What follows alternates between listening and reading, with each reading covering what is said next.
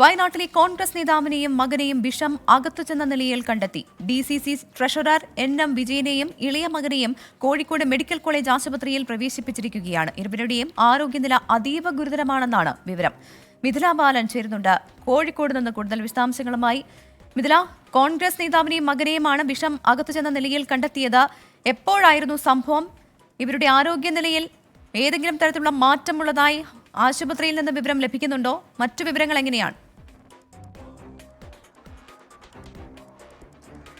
ൃത, ഞാനുള്ളത് Kozhikode medical college ആശുപത്രിയിലാണുള്ളത്. ഇവിടെയാണ് ആ രണ്ടുപേരും ഉള്ളത്.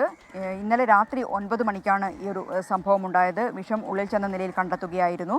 രണ്ടുപേരുടെയും നില അതീവ ഗുരുതരമായി തന്നെ തുടരുന്നു. എനിക്കൊപ്പം വയനാട് ജില്ലയിലെ കോൺഗ്രസ് നേതാക്കളുണ്ട്. എന്താണ് സംഭവിച്ചത് എന്താണെന്ന് നമുക്ക് കൃത്യമായിട്ട് അറിയില്ല. ഇന്നലെ വൈകിട്ട് രാത്രി ഒരു 9 മണിയാകുമ്പോഴാണ് ഞാൻ അറിയുന്നത്. അപ്പോൾ വന്നു കഴിഞ്ഞാൽ അസംഷൻ ഹോസ്പിറ്റലായിരുന്നു.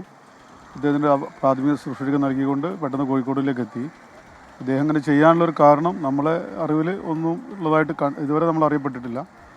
എന്താണെന്നുള്ളത് അറിയില്ല. അദ്ദേഹത്തിൻ്റെ മകന് 27 വയസ്സുള്ള ജജീഷ് കുറച്ച് മാനസിക ഒരു വൈകല്യമുള്ള ഒരു കുട്ടിയാണ്. അത് രണ്ടുപേരുമാണ് അങ്ങനെ ചെയ്തിട്ടുള്ളത്. പിന്നെ കൃത്യമായിട്ടുള്ള ഇത് കാര്യം നമുക്ക് അറിയാം. നിങ്ങളിപ്പോൾ കയറി കണ്ടായിരുന്നോ? ഞങ്ങൾ ഇന്നലെ രാത്രി മുതലേ കണ്ടിരുന്നു. ഇന്നിപ്പോൾ ഡോക്ടറെ കണ്ടോ? ഡോക്ടറെ കണ്ടിട്ടില്ല, കാണാൻ സാധിച്ചിട്ടില്ല.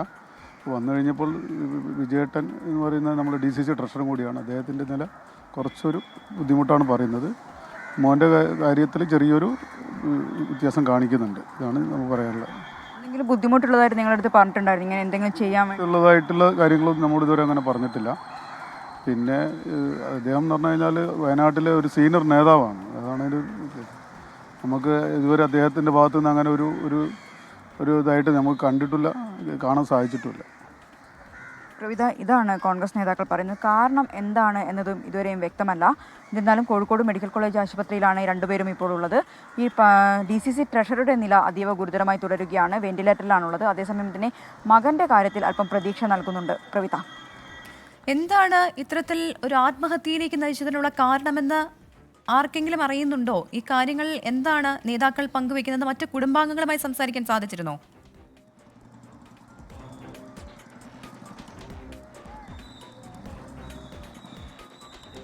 പ്രവിത, അതീവ ഗുരുതരാവസ്ഥയിൽ തുടരുന്ന ഒരു സാഹചര്യമാണുള്ളത്. അതുകൊണ്ട് തന്നെ കുടുംബങ്ങളൊന്നും തന്നെ ഇപ്പോൾ ഈ വിഷയത്തിൽ പ്രതികരിക്കാൻ തയ്യാറായിട്ടില്ല. കാരണം ഞാൻ നേരത്തെ സൂചിപ്പിച്ചതുപോലെ തന്നെ ഈ ട്രഷറുടെ വിജയൻ്റെ അവസ്ഥ കുറച്ച് അതീവ ഗുരുതരം തന്നെയാണ്. വെന്റിലേറ്ററിൻ്റെ സഹായത്തോടെയാണ് ഇപ്പോൾ ജീവൻ നിലനിർത്തുന്നത്. അതേസമയം മകൻ്റെ കാര്യത്തിൽ അല്പം പ്രതീക്ഷയുണ്ട്. മകൻ ICUവിലാണുള്ളത്. ഗുരുതരാവസ്ഥയിൽ തന്നെയാണ്. എന്നിരുന്നാൽ പോലും അതീവ ഗുരുതരാവസ്ഥയിലേക്ക് കാര്യങ്ങൾ പോയിട്ടില്ല.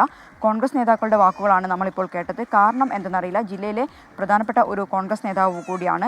എന്തിന് അദ്ദേഹം ഇങ്ങനെ ഇത് ചെയ്തു എന്നതുമായി ബന്ധപ്പെട്ട് ഇവർക്കൊന്നും തന്നെ കാര്യമായ വ്യക്തത ഇല്ല എന്ന് തന്നെയാണ് അറിയിച്ചിട്ടുള്ളത്. വരും മണിക്കൂറുകളിൽ ഒരുപക്ഷെ അതുമായി ബന്ധപ്പെട്ട എന്തെങ്കിലും കാര്യങ്ങളെല്ലാം അറിയാൻ കഴിഞ്ഞേക്കും. എന്നാൽ നിലവിൽ എന്തായാലും കോൺഗ്രസിൻ്റെ പ്രാദേശിക നേതാക്കളെല്ലാം തന്നെ കോഴിക്കോട് മെഡിക്കൽ കോളേജ് ആശുപത്രിയിലുണ്ട്. അല്പസമയം മുമ്പ് IC ബാലകൃഷ്ണൻ ഇവിടെ എത്തിയിട്ടുണ്ടായിരുന്നു. അദ്ദേഹം ഇവരെ രണ്ടുപേരെയും കണ്ടിട്ടാണ് പോയത്. പ്രവിത, ശരി. വയനാട്ടിലെ കോൺഗ്രസ് നേതാവിനെയും മകനെയും വിഷം അകത്തുചെന്ന നിലയിൽ കണ്ടെത്തി. DCC ട്രഷറർ NM വിജയനെയും ഇളയ മകനെയുമാണ് കോഴിക്കോട് മെഡിക്കൽ കോളേജ് ആശുപത്രിയിൽ പ്രവേശിപ്പിച്ചിരിക്കുന്നത്. ഇരുവരുടെയും ആരോഗ്യനില അതീവ ഗുരുതരമാണെന്നാണ് മിഥില ബാലൻ നൽകുന്ന വിവരം.